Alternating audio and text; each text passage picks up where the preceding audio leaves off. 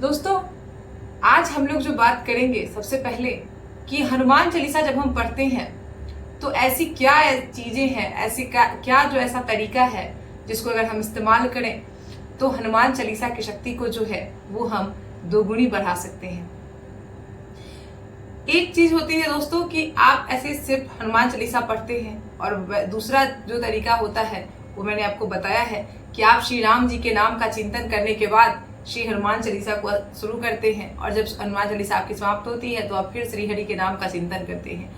ये तो सबसे सर्वोत्तम तरीका होता है आपको जो है हनुमान चालीसा को ट्रिगर करने का, हनुमान चालीसा को अपने सिद्ध करने का। एक और जो उपाय होता है दोस्तों, जो कि नॉर्मल मैं करती हूँ और अधिकांश लोगों को ये चीज पता होगा कि जब आप हनुमान चालीसा शुरू करते हैं तो उसके पहले आप संपुट लगाइए। अब संपुट क्या होता है? संपुट ये होता है कि आप जैसे ही हनुमान चालीसा शुरू कर रहे हैं तो उसके पहले एक चौपाई जो है रामायण जी की बोलिए। उसके बाद जो है वो भी जब आप खत्म करते हैं हनुमान चालीसा तो आप उस समय भी वो चौपाई का जाप कीजिए, और उसके बाद जो है अपनी हनुमान चालीसा को विराम दीजिए। जैसे मानिए अगर मैंने अभी शुरू करना है हनुमान चालीसा तो मैं शुरू करूंगी श्री राम जय राम, श्री राम जय जय राम। ये मैंने जाप किया 108 बार अगर मेरे पास समय है तो। और उसके बाद जैसे मैंने संपुट लगाया कि दीन दयाल बिरुद संभारी, हरहु नाथ मम संकट भारी, श्री राम जय राम, श्री राम जय जय राम। और इसके बाद मैंने श्री गुरुचरण सरोज रच शुरू किया, और जैसे ही खत्म हुआ मेरा हनुमान चालीसा उसके बाद भी हमने शुरू किया श्री राम जय राम, श्री राम जय जय राम, और दीन दयाल बिरुद संभारी, हरहु नाथ मम संकट भारी, श्री राम जय राम, श्री राम जय जय राम। तो ये इस तरीके से आपने देखा दोस्तों कि हम हनुमान चालीसा जब शुरू कर रहे हैं तभी संपुट लगा रहे हैं, और जब हम खत्म कर रहे हैं तभी संपुट लगा रहे हैं। इस विधि को ही कहते हैं हनुमान चालीसा में संपुट लगाना।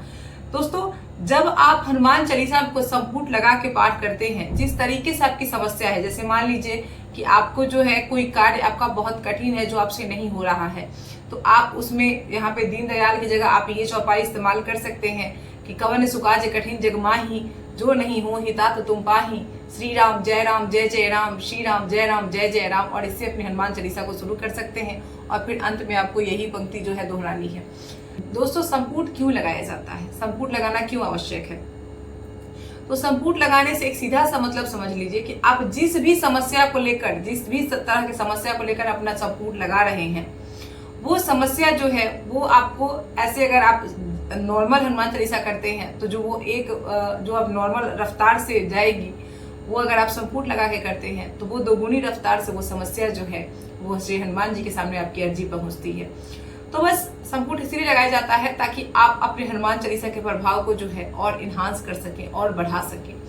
तो एक ये जनरल से रेमेडी है कि जब भी आप हनुमान चालीसा का पाठ करते हैं तो निश्चित रूप से अपने समस्या के अकॉर्डिंग जो है उसमें संपुट लगाइए। लेकिन सबसे पहले आपको करना है कि श्री हरि का नाम का जाप निरंतर करना है। नाम जप तो आपको दम करना है, उसके बाद ही कोई भी हनुमान चालीसा की पंक्ति भी है वो भी हनुमान जी तक तभी पहुंचेगी जब आप श्री हरि के नाम का जाप करते हैं। नमस्कार, प्रणाम, जय सीताराम, जय बिहार, जय गुरुदेव, जय हनुमान जी। कैसे हैं आप लोग? दोस्तों, मेरा नाम है स्वीटी सिंह और मेरे चैनल स्वीटी सिंह ऑफिशियल में आपका बहुत बहुत स्वागत है। अभी दोस्तों, चूंकि मेरी जो वीडियो है वो रात में शूट हो रही है, लेकिन आप तक सुबह में 9 बजे तक पहुंचेगी। तो दोस्तों, अभी हम लोग जो हमारी जो सीरीज चल रही है हमारे चैनल पे, वो चल रही है सनातन की चर्चा। सनातन की चर्चा सीरीज में हम लोग जो है सबसे पहली पुस्तक जो हमने ली है वो श्री रामचरितमानस जी से उद्धृत है, जिसका नाम है श्री सुंदरकांड। दोस्तों, श्री सुंदरकांड जी के पाठ का बहुत महत्व है, और आज मैंने सोचा कि मैंने जो संकल्प लिया है श्री सुंदरकांड जी से संबंधित, मैं वो संकल्प की विधि जो है और वो संकल्प से क्या होता लाभ होता है वो अनुभव जो है वो आपके साथ शेयर करूं। तो इसके लिए दोस्तों आप मेरे वीडियो में बने रहिए। सबसे पहले हम पाठ को समाप्त करेंगे, अपने पाठ को आगे बढ़ाएंगे, अपनी कथा को आगे बढ़ाएंगे, और उसके बाद हम निश्चित रूप से चर्चा करेंगे कि सुंदरकांड की वो कौन सी जो संकल्प की विधि है जो आपको जाननी चाहिए, जो निश्चित रूप से आपके संकटों को हरने में जो है आपकी सहायता करेगी। इसके साथ साथ सुंदरकांड का जो महिमा है दोस्तों, उसका तो गुणगान मैं अपने शब्दों में करूँ तो मेरे शब्द कम पड़ जाएंगे, लेकिन मैं तो ये कहती हूँ कि आप नित्य प्रति भी अपने पाठ में, जो अपने पूजा पाठ में जो है उससे सुंदरकांड जी के चौपाई को शामिल करें, यदि आपसे संभव नहीं हो पा रहा है तो आप मेरे वीडियो के माध्यम से देख सकते हैं, या फिर जिस भी माध्यम से आपको हो पाता है तो आप श्री सुंदरकांड जी को अपने जीवन में जरूर शामिल करें। दोस्तों, आज हम अपने कथा की शुरुआत करते हैं। सबसे पहले गणेश भगवान का नाम लेते हैं। श्री गणेशाय नमः। श्री जानकी वल्लभो विजयते पंचम सोपान श्री सुंदरकांड प्रारंभ। जय श्री सीताराम, जय बाबा हनुमान।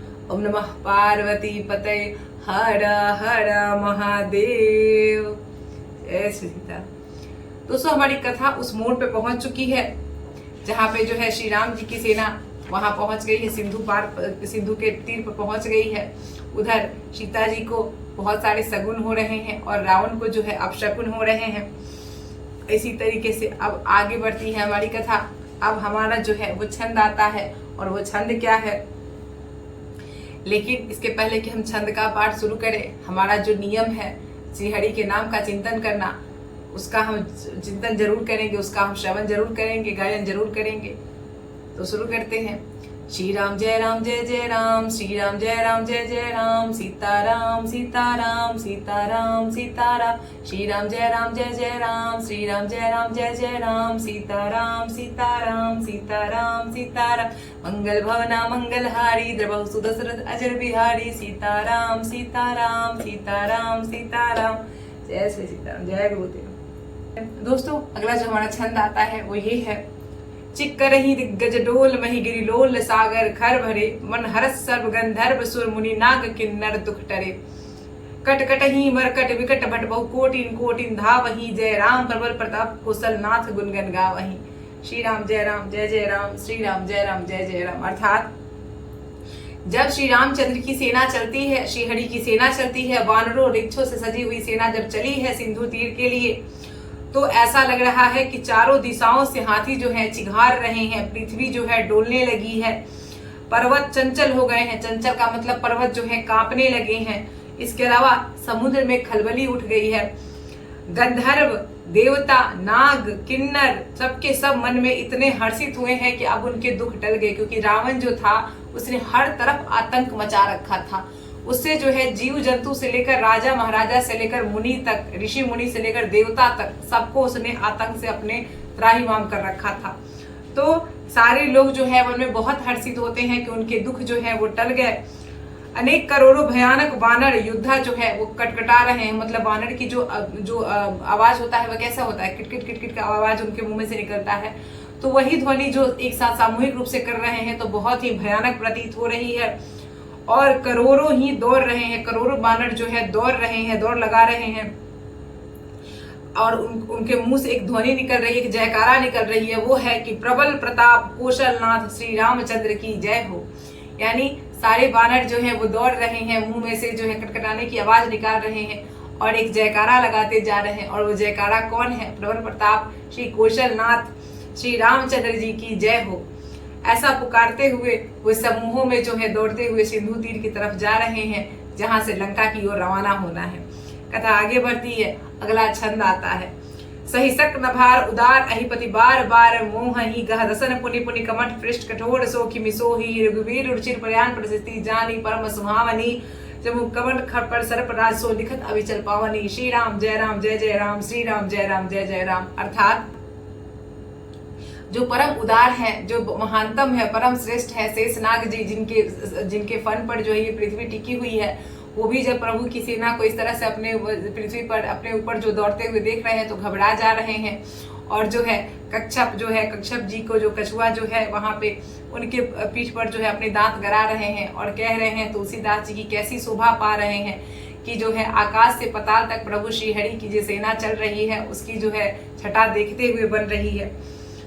अब कथा आगे बढ़ती है। दोहा आता है और उसपे कहा गया है, ए विधि जाई कृपा निधि उतरे सागर तीर, चहतह लागे खान फल भालु विपिर कबीर, श्री राम जय राम, श्री राम जय राम। अर्थात इस तरीके से जब श्री रामचंद्र जी की सेना चलती है तो और जाकर समुद्र तट पर जब श्री राम जी पहुंचते हैं तो अनेक ऋक्ष वानर जो है वहां पे अपना फल मूल का इंतजाम करते हैं, फल मूल ढूंढकर जो है वो खाने लगते हैं। कथा आगे बढ़ती है। अगली चौपाई आती है। वहां निशाचर रहे सशंका, जब ते जारी गयो कपिरंका, निज निज गृह सब करहि विचारा, निज नाही निशाचर कुल केर उबारा। अर्थात जब से श्री हनुमान जी महाराज लंका को जलाकर वापस लौटे हैं, तब से वहां के जो निवासी हैं, लंका के जो राक्षसगण हैं, उनके मन में ये संशय, उनके मन में भय व्याप्त गया है कि वो सारे लोग भयभीत रहने लगे हैं कि अपने अपने घर में सब विचार करते हैं कि जब उनका एक दूत आकर जो पूरे लंका नगरी को जला के चला गया, तो जो है अब तो राक्षस कुल का विनाश, जब वो स्वयं आएंगे, उसके स्वामी जब स्वयं आएंगे तो राक्षस कुल का विनाश ही संभव, निश्चित है विनाश, ऐसा सब कोई विचार कर रहा है। कथा आगे बढ़ती है, अगली चौपाई आती है। जासु दूत बल बरनी न जाई, तेही आए पुर कवन भलाई, दूत इंसन सुन पुरजन बानी, मंदोदरी अधिक कुलानी। सभी लोग सोच रहे हैं कि जिसके दूत के बल का जो है वो अनुमान नहीं लगाया जा सकता है, जिसके दूत के बल का जो है वो वर्णन नहीं किया जा सकता है, उसका स्वामी जब स्वयं आएगा यहाँ पे तो क्या अवस्था होगी, किसकी क्या भलाई होगी, ये तो सब कोई सोच के जो है वहां पे जो विचलित हो रहे हैं, सारे राक्षस जो है वहां पे विचलित हो रहे हैं। सभी सोच रहे हैं कि अब तो हमारा विनाश जो है बहुत ही अत्यंत ही निकट है। जब दूतियों से, जब अपने नौकरानी जो है, जो अपनी सेविकाएं जो है उनसे और जो नगर वासियों का वचन सुनती है मंदोदरी जी, तो वो बहुत ही ज्यादा विचलित हो जाती हैं, बहुत ही ज्यादा व्याकुल हो जाती हैं। कथा आगे बढ़ती है, अगली चौपाई आती है। रहसी जोड़ी कर पति पग लागी, बोली वचन नीति रस पागी, कंत करस हरिसन परिहरहु, मोर कहा अतीत है यधरहु। अर्थात कहती हैं मंदोदरी जी, जब ये सारे अपने सेवकों से नगर के लोग क्या बोल रहे हैं, क्या सोच रहे हैं, जब उनको ये बात पता चलती है तो वो बहुत ही व्याकुल हो जाती हैं और एकांत में अपने पति रावण के चरणों में जाकर लगती हैं, चरण में गिर जाती हैं और बहुत ही नीति से सनी हुई बात बोलती है। क्योंकि जो मंदोदरी जी जो थी वो रावण की पत्नी थी, मैं दानव की पुत्री थी, लेकिन अत्यंत नीति की ज्ञाता थी, अत्यंत जो है नीति शास्त्र विदुषी जो है स्त्री थी वो। तो वो नीति से पगी हुई बातें कहती हैं रावण से कि हे प्रियतम, श्री हरि को विरोध छोड़ दीजिए, मेरे कहने का अत्यंत हितकर जानकर हृदय में धारण कीजिए। वो जो है अपने पति यानी रावण को समझाती हैं मंदोदरी कि आप जो है श्री हरि से बैर नहीं कीजिए और जो है उनसे बैर को छोड़कर जो है उनको अपने हृदय में स्थान दीजिए। कथा आगे बढ़ती है, अगली चौपाई आती है। समझत जासु दूत कई करनी, सतरहि गर्भ रजनीचर घरनी, तासु नारी नि सचिव बुलाई, पठहु कंत जो चाहे भलाई। अर्थात मंदोदरी जी कहती हैं कि जिसके दूत के करनी का विचार करते ही राक्षसी जो स्त्रियां हैं उनके गर्भ गिर जा रहे हैं। अतः हे स्वामी, आप यदि भला चाहते हैं तो अपने मंत्री को बुलाकर उनके साथ जो है वो श्री राम जी की स्त्री यानी श्री सीता मैया को जो है वापस भेज दीजिए। मंदोदरी जी कहती हैं कि अब रावण से कि हे स्वामी, जिसके दूत के बल का अनुमान करके, जिसके दूत के बल का स्मरण करके ही राक्षसी जो स्त्रियां हैं उनके गर्भ गिर जा रहे हैं, तो हे स्वामी, ऐसी अवस्था में आप मेरी बात को समझिए, स्थिति की गंभीरता को समझिए और अपने मंत्री को बुलाकर जो है सीता मैया को जो है उनकी पत्नी यानी राम जी की जो पत्नी है सीता मैया, उनको जो है वापस भेज दीजिए। कथा आगे बढ़ती है, अगली चौपाई आती है।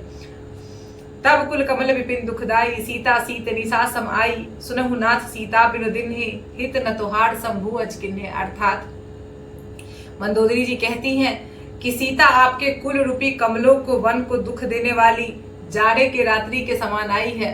अर्थात कहने का मतलब ये है मंदोदरी जी का कि जो जाड़े के जो वन होते हैं, जब जाड़े में जो आपके कमल के जो वन है उन ऊपर जो है पाला पड़ जाता है, उन पर जो ठंड के मारे जो है कमलों की स्थिति खराब हो जाती है। तो उसी प्रकार जो है कह रही हैं मंदोदरी जी कि सीता जी जो है आपके कुल का जो कमल वाला वन है, कमल का जो वन है आपका कुल का, उस पर जो है जाड़े की रात्रि की भांति आई हैं। अगर हे नाथ सुनिए, सीता जी को दिए बिना, लौटाए बिना शंभु जी जो है और ब्रह्मा जी भी आपका भला नहीं कर सकते हैं। कहती हैं कि जो है सीता जी ठंड की रात्रि की तरह आई है, जैसे आपके कमल के जो आपका जो कुल रूपी कमल का वन है उसको अब कोई नहीं बचा सकता। तो यदि आप जो है अपना कल्याण चाहते हैं तो आप जो है सीता जी को शीघ्र ही वहां पे राम जी के पास भेजिए, क्योंकि अगर ऐसा नहीं करते हैं आप तो स्वयं शंभु जी जो है यानी शिव जी जो है और ब्रह्मा जी जो है उसमें से कोई भी आपकी जो है मदद नहीं कर सकता। क्योंकि कहा गया है कि हनुमान जी महाराज तो स्वयं रुद्र के अवतार हैं, शिव जी के 11वें अवतार हैं और वो श्रीहरि की सेवा में दिन भर जो है रत है। तो ऐसे में कैसे श्रीहरि के विरोध में शिव जी जो है रावण की सहायता करेंगे। कथा आगे बढ़ती है, अगला दोहा आता है। रामबान अहिगन सरिस निकर निशाचर भेंक, जब लगी गसती न तब लगी जतन करहु तजिटेक। श्री राम जय जय राम, श्री राम जय जय राम, मंगल भवना मंगल हारी, त्रिभुव सुदशरथ अजर बिहारी। अर्थात मंदोदरी जी कहती हैं कि हे नाथ, रावण को समझाती हैं और एक उदाहरण देती हैं कि आप इसी से समझ लीजिए कि राम जी के जो वाहन हैं वो है सर्प और आपके यानी राक्षसों के जो वाहन हैं वो है मेढक। तो अगर आपने श्रीहरि से बैर नहीं छोड़ा, अगर उनकी स्त्री को उनको नहीं लौटाई, आप उनके शरणागत नहीं हुए, तो जो है उनका जो सर्प रूपी वाहन है वो आपके राक्षस कुल को जो है निगल लेगा, वो आपके राक्षस कुल को जो है ग्रस लेगा। इसीलिए आप हट छोड़िए और जो है वो सुलह का जो है उपाय कीजिए। कथा आगे बढ़ती है, अगली चौपाई आती है। श्रवण सुनी सठता करिबानी, बीसा जगत विदित अभिमानी, सब है स्वभाव नारी कर साचा, मंगल महु भय मन अति काचा। कहता है रावण कि मूर्ख, रावण तो अत्यंत मूर्ख है और जगत प्रसिद्ध अभिमानी है। रावण का तो एक बहुत ही बड़ा क्राइटेरिया है रावण का, उसके पास घमंड का खान है, मूर्खाधिराज है वो, और वो किसी का भी जो हितकर वाणी जो भी लोग बोल रहा है वो सुनने के लिए तैयार नहीं है। उसकी मति मारी गई है। वो कहा जाता है ना कि विनाश काले विपरीत बुद्धि हो गई है रावण की। तो वो जब अपनी पत्नी की ये नीति वाली बात सुनता है तो वो अभिमान से हंसता है, गर्व वाली हंसी हंसता है और बोलता है कि स्त्रियों का स्वभाव जो है वो सचमुच बहुत ही डरपोक होता है कि मंगल के समय भी भय करती हैं। तुम्हारा मन बहुत ही कच्चा और कमजोर है। आप देखिए अपनी मूर्खता में वो जो है वो मंदोदरी जी जो कि इतनी जो है विदुषी महिला है, उनका अपमान करते हुए कहता है कि उनको एक आम जो है एक डरपोक मनुष्य की श्रेणी में खड़ा करता है और कहता है कि स्त्रियों का स्वभाव जो है वो कच्चा होता है, वो डरपोक होती हैं, कि मंगल के समय भी जो है वो डरती रहती हैं। तो अपनी पत्नी की इतनी सही और सीख को भी घमंड के कारण मूर्ख जो रावण होता है वो जो है वो नहीं सुनता है। और कथा आगे बढ़ती है, अगली चौपाई आती है। जो आवई मरकट कटकटाई, यही विचारे निशाचर खाई, कम पहिलो कब जाकी त्रासा, तासु नारी सभी तो बड़ी हासा। अर्थात रावण कहता है कि यदि वानरों की सेना आवेगी तो बेचारे राक्षस उसे खाकर अपना जीवन निर्वाह करेंगे। लोकपाल भी जिसके डर से कांपते हैं, यानी कि कहता है कि वो तो इंद्र भगवान को भी उससे डरते हैं, कुबेर को बांध रखा है, शनि महाराज को बांध रखा है, ऋषि मुनियों की हालत खराब कर रखी है, तो उसे घमंड हो गया। और वो कहता है कि जब लोकपाल जो है, लोक को पालने वाले जो है, वो जब उससे डरते हैं तो और उसके बाद भी अगर उसकी स्त्री जो है युद्ध में उसके हारने के कारण डर रही है, तो ये तो जो है बड़ी ही हंसी की बात है। वो रावण कहता है कि मुझसे पूरा लोक डरता है, लोकपाल तक डरता है, और तुम इस डर में जी रही हो कि मैं श्री राम जी से हार जाऊंगा, तो इस बात पर तो मुझे हंसी आ रही है। रावण हंसता है मंदोदरी पर। कथा आगे बढ़ती है, अगली चौपाई आती है। अस कही भी हसी ताही उरलाई, चले सभा ममता अधिकाई, मंदोदरी हृदय कर चिंता, भयउ कंत पर विधि विपरीता। अर्थात मंदोदरी जी, ऐसा रावण जो है मंदोदरी जी को ऐसा कह के और हंस के जो है आगे बढ़ता है, उनको हृदय से लगाकर उनको जो है वो लाड़ दुलार करके आगे बढ़ता है, सभा में पहुंचता है। और तब जब मंदोदरी जी हृदय में चिंता करने लगती हैं, कहती हैं कि उनके पति पर विधाता जो है प्रतिकूल हो गए हैं, विधि जो है प्रतिकूल हो गई है, और इनकी बुद्धि पर जो है वो माँ सरस्वती का वास हो गया है, इनकी बुद्धि पर सरस्वती बैठ गई हैं, इनको जो सही चीजें हैं वो समझ नहीं आ रही हैं। कथा आगे बढ़ती है, अगली चौपाई आती है। बैठे सभा खबड़ी असिपाई, सिंधु पार से ना सब आई, बूझे सी सच्ची उचित मत करहु, ते सब हंसे मस्त करी रहूं। अर्थात जब रावण जो है सभा में जाकर बैठता है तो ऐसी खबर पाता है कि शत्रु की यानी कि श्री रामचंद्र जी की सेना जो है वो समुद्र के उस पार आ चुकी है। अब वह अपने मंत्रियों से उचित सलाह करता है और तब कहता है कि अब क्या करना चाहिए। तब सब हंस रहे हैं और बोल रहे हैं कि चुप किए रहिए, यानी इसमें सलाह की कौन सी बात है, आराम से रहिए, आएंगे तो देख लेंगे। जिस तरह से मूर्खाधिराज रावण है, उसने उसी तरीके से मूर्खाधिराजों की फौज खड़ी कर रखी है। सारे मंत्री भी जो है उसकी चापलूसी कर रहे हैं, हाँ में हाँ मिला रहे हैं, कोई भी उसको सही सलाह नहीं दे रहा है। कथा आगे बढ़ती है, अगली चौपाई आती है। जीते हुसुरासर त्रम सर नाही, नर बानर के ही लेखे माही। अर्थात कहते हैं उसके मंत्री कि आपने तो देवताओं और राक्षसों को जीत लिया है, तो कोई श्रम ही नहीं लगा, कोई मेहनत ही नहीं लगा आपको, आपने आराम से सबको जीत लिया है, कोई डर की बात नहीं थी। तो अब जब आप मनुष्य और वानर से लड़ने जा रहे हैं तो आपको इसमें इतनी सलाह लेने और इतना जो है मंत्रणा करने की क्या आवश्यकता पड़ रही है। कथा आगे बढ़ती है। अगला दोहा आता है, सचिव वैद गुरु तीनी जो प्रिय बुलहि भय आस, राज धर्म तरतीनी कर होई है बेगी नाश। अर्थात मंगल भावना मंगल हारी द्रवौ सुदशरथ अजर बिहारी, श्री राम जय राम श्री राम जय जय राम। अर्थात मंत्री वैद और गुरु ये तीन यदि आपको भय या फिर आशा से प्रिय बोलते हैं तो क्रमशः राज्य शरीर और धर्म इन तीन का शीघ्र ही नाश हो जाता है। बहुत ही इंपॉर्टेंट बात यहाँ पे कही गई है दोस्तों। एक इतनी अत्यंत जो है वो आपको आवश्यक सीख आपको यहाँ पे मिलती है। आप इस चौपाई इस आप दोहे को का अर्थ अगर आप समझते हैं, तीन कह रहा है, मैं इसको दोहरा रही हूं कि सचिव वैद और गुरु, अगर ये तीनों जो आपने सचिव बना रखा है यानी आपने जो सलाहकार बना रखा है अपना, आपके जो वैद्य हैं यानी आपका जो डॉक्टर है और आपके जो गुरु हैं यानी आपके जो टीचर हैं, अगर ये आपके डर से जो सही बात आपको नहीं बताते, अगर ये आपको जो है आपके चापलूसी करते हैं और आपके मन की बात ही बोलते हैं, वैसी ही बातें बोलते हैं जो ठकुर सुहाती यानी आपको जो सुहा रही है सिर्फ वही बातें बोलते हैं, सच्चाई के पक्ष में आपको नहीं ले जाते हैं, सच जो है उससे आपका परिचय नहीं करवाते हैं, तब क्या होता है दोस्तों। तो अगर सचिव के कारण आपका राज्य जाता है, डॉक्टर के कारण वैद्य के कारण आपका शरीर जाता है और जो है वो आपको गुरु के कारण आपका धर्म जाता है, और जब ये तीनों जाता है तो निश्चय ही जो है आपका सर्वनाश हो जाता है।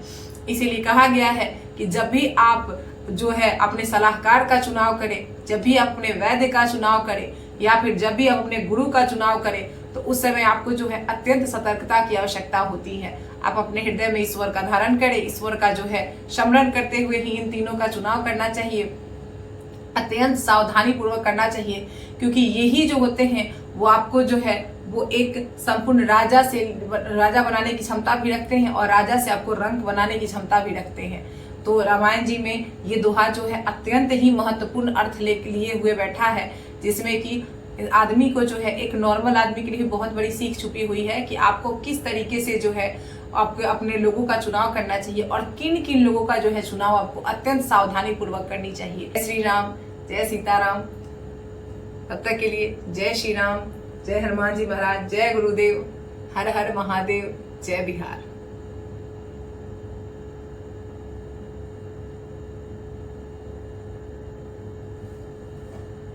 दोस्तों अब हम यहाँ पे कथा को आज के लिए विश्राम देते हैं और बाकी की कथा हमारी कल होगी, क्योंकि हमारी जो एक चर्चा और बची हुई है जिसमें कि हम जो है आपसे सुंदरकांड जी के 21 दिनों के पाठ की चर्चा करेंगे।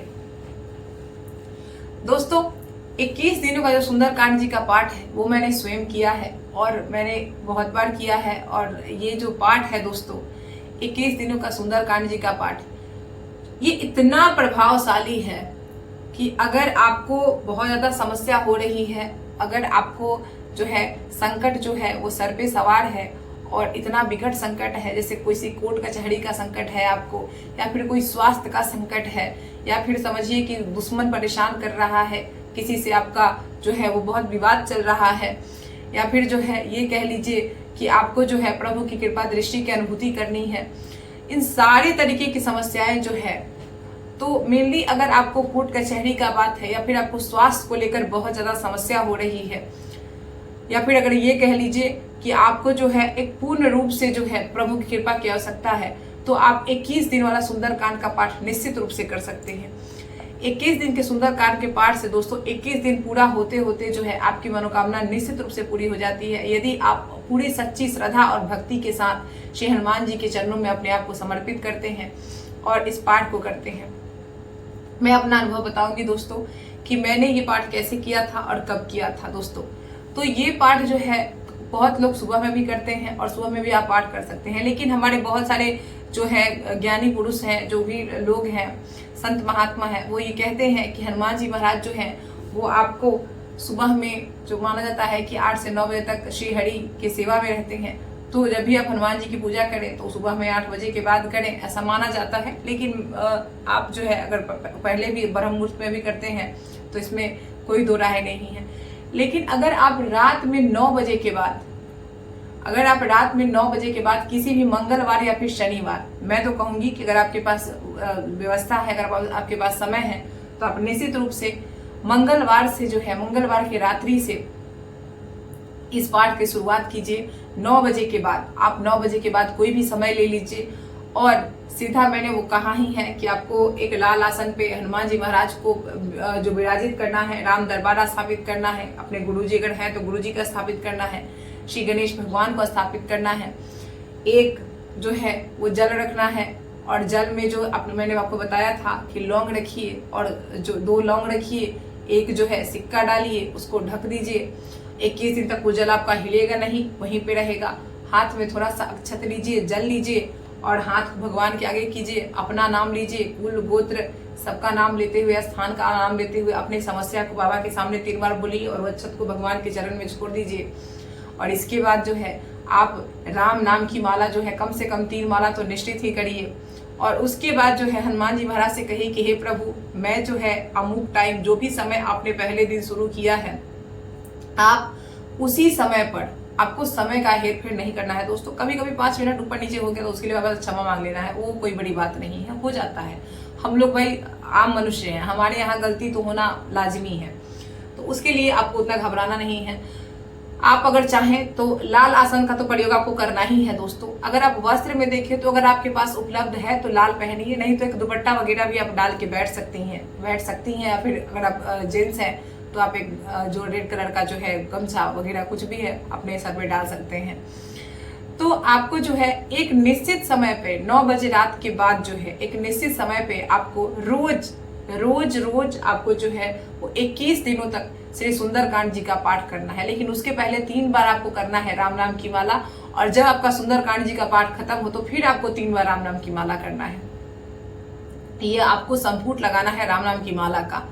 और इसके साथ आप अगर उसके बाद एक बार हनुमान चालीसा पढ़िए, एक बार हनुमान अष्टक पढ़िए और जो है उसके बाद आप आरती कर लीजिए। दोस्तों आप 21 दिन तक इस उपाय को करिए और जब आपका 21 दिन पूरा हो जाए, इस बीच अगर आप भोग का बात करें दोस्तों तो मैंने कहा है पान लगा लीजिए, आप जो है बाकी सारे भोग जो है लड्डू लगा लीजिए, चूरमा बना लीजिए अपने यहाँ। तो आप इस तरह के भोग का जो भी आपको, मैंने पहले ही कहा यथाशक्ति तथा भक्ति, तो आप इस तरह के भोग लगा सकते हैं। और जो है 21वां दिन जब आपका आएगा दोस्तों, 21 दिन तक आप जब उस पाठ को करेंगे, नियम से करेंगे, तो सबसे पहला चीज तो उसमें कुछ वर्जरा है दोस्तों। वो वर्जरा जो है सबसे पहला है आपको लहसुन प्याज का त्याग करना है। और जब मैंने लहसुन प्याज कह दिया तो आप ये समझ लीजिए कि मांस मछली तो आपको त्याग करना ही है। अगर आप हनुमान जी की भक्ति कर रहे हैं दोस्तों, तो मैं तो यही कहूंगी कि अगर आप सनातनी परंपरा से जुड़े हैं तो जितना जल्दी हो सके, अगर आप खा रहे हैं मीट मछली, तो जो है जितना जल्दी हो सके मांस भक्षण को जो है आपको बंद कर देना चाहिए। लेकिन अगर आपसे नहीं छूट रही है तो आप कम से कम जितना दिन संकल्प ले रहे हैं उसके 1 दिन पहले से जो है आपको इन सब चीजों से पूरी तरीके से दूर हो जाना है। 1 दिन पहले से आपको शुद्ध सात्विक आहार लेना है, जिसमें कि आपको लहसुन प्याज का भी त्याग करना है। और 21 दिनों तक लहसुन प्याज का त्याग और अखंड ब्रह्मचर्य। आपके मन में जो है दोस्तों गलती से भी कुछ गलत नहीं आना चाहिए, इस चीज का आप ध्यान रखिए। अखंड ब्रह्मचर्य का पालन करना है आपको।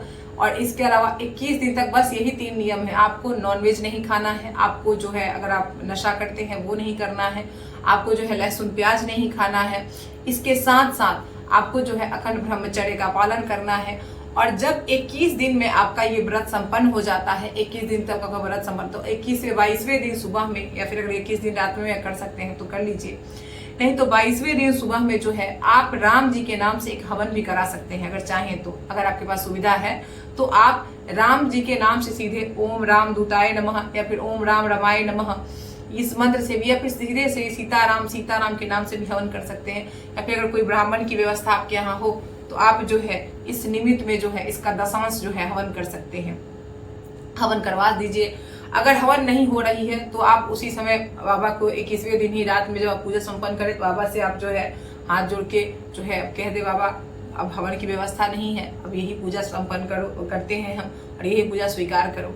और 21वें दिन जो जल आपने रखा हुआ होता है वो जल आपको उठाना है, और वो जल है जो है वो आपको अगर पी सके तो अगर तो पीना चाहे तो पी लीजिए, नहीं तो अपने ऊपर छिड़कना है। घर में सभी लोगों को थोड़ा थोड़ा करके उसको पिला लेना है। अगर या फिर अगर आप अपने लिए किए हैं, आपको अपने लिए सबसे ज्यादा समस्या है, जिसको स्वास्थ्य समस्या है, उसको जो है वो जल जो है वो पिलाना है आपको। और उस सिक्का को उठा के आप अपने पर्स में रख सकते हैं, अपने तिजोरी में रख सकते हैं। उस लौंग को जो है जिसके लिए आपने किया है वो व्रत, उसको आप खिला सकते हैं। तो ये 21 दिन का व्रत होता है दोस्तों। मैं कहती हूँ अगर आप एक टाइम पे एक नियम के साथ अगर ये 21 दिन वाला सुंदरकांड का पाठ करते हैं, आपने जो बाबा से मांगा होता है वो आपको निश्चित रूप से मिलता है। कभी कभी क्या होता है दोस्तों कि जब आपने बहुत बड़ी चीज मांगी हो, बहुत बड़ी मनोकामना आपकी होती है, तो बाबा उसके लिए रास्ता बनाते हैं। तो वो रास्ता जो है कहीं ना कहीं आपको अपने मनोकामना पूर्ति की तरफ निश्चित ही ले जाता है। तो इसीलिए धैर्य के साथ आपको संपूर्ण विश्वास होना चाहिए कि ये काम मैंने बाबा का संकल्प शुरू किया है और मेरा ये काम तो पूरा होना ही है। वो आपने कर लिया संकल्प, आप ये समझ लीजिए कि वो काम आपका हो गया। आप इस भावना के साथ इस व्रत को करेंगे। तो दोस्तों इसको करके देखिए, मैंने तो किया था और मुझे बहुत ही अच्छे रिजल्ट मिले हैं इसके। तो आप निश्चित कीजिए। लेकिन मैं ये बात कहती हूँ कि ऐसा नहीं है कि आपने संकल्प ले लिया, बाबा को याद कर लिया और संकल्प खत्म होते ही आप बाबा से विमुख हो गए। ये चीज नहीं होनी चाहिए। अगर आप ऐसी भक्ति करेंगे, अगर आप ऐसा सिर्फ और सिर्फ काम के समय भगवान को याद करेंगे दोस्तों, तो कभी भी आपको प्रभु की वो कृपा प्राप्त नहीं होगी जिसकी आप अभिलाषा रखते हैं। तो इसीलिए भगवान को आप रोज बहुत ज्यादा भक्ति नहीं कर पाते हैं, कम से कम भोग धूप दीप भी अवश्य कीजिए, तभी आपका कोई एक अधिकार बनता है कि भगवान से कुछ बड़ा चीज आप मांग सके। अगर आप भगवान की सेवा नहीं करते हैं तो भगवान को कोसने का भी आपका कोई अधिकार नहीं है। इसीलिए आप जो है भगवान को पहले अपने जीवन में शामिल कीजिए, भगवान का नाम लीजिए, श्री हरि का नाम कीर्तन कीजिए और जो है आप एक बार इस भक्ति मार्ग को अपनाइए और उसके बाद स्वयं अनुभव कीजिएगा कि जीवन जो है वो प्रभु के शरणागत होने पर कितना आसान हो जाता है।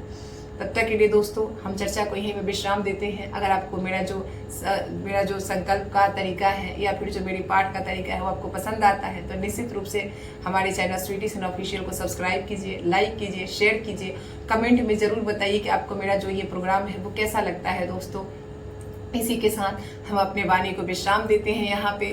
तब तक के लिए खुश रहिए, मस्त रहिए, व्यस्त रहिए और प्रभु का श्री हरि का नाम जो है अपने जीवन में जरूर शामिल कीजिए।